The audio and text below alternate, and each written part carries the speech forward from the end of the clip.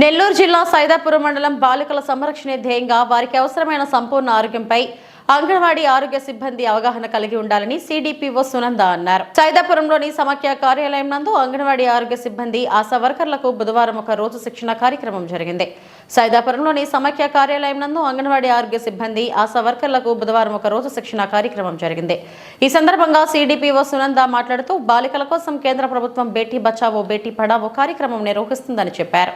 చిన్న వయసులోనే బాలికలకు వివాహాలు చేయడం నేరమని, వాటిపై గ్రామాల్లో తల్లిదండ్రులకు అవగాహన కల్పించాలని చెప్పారు. అలాగే గ్రామాల్లో బాల్య వివాహాలు చేసుకున్నట్లు గుర్తిస్తే వెంటనే సంబంధిత జిల్లా అధికారులకు తెలియజేయాలని చెప్పారు.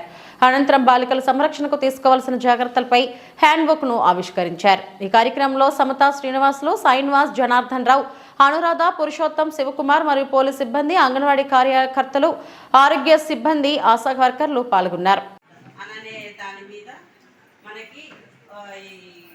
సార్ వాళ్ళు కానీ అన్ని విషయాలు ఈరోజు 1 డే ప్రోగ్రామ్, ట్రైనింగ్ ప్రోగ్రామ్, సాయంకాలం దాకా పెద్దవాళ్ళంతా ఇప్పుడు ఏం చేయాలి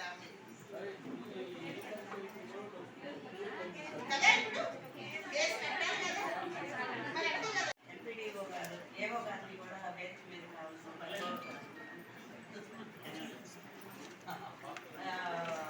ఏవో గారికి, అలాగే శ్రీనివాసు సార్కి, తర్వాత సమతా మేడం, ఐసీసీఎస్ సమతా మేడంకి, అలాగే డాక్టర్ గారికి, తర్వాత వన్ స్టాప్ సెంటర్ నుంచి వచ్చిన షహనాజ్ గారికి, తర్వాత ఏపీఎం గారికి, ఇక్కడికి వచ్చిన అంగన్వాడీ కార్యకర్తలకు, అలాగే మంత్రికేయులకు అందరికీ కూడా నా నమస్కారాలు తెలియజేయాలని కోరుకుంటున్నాను. ఫ్రెండ్స్,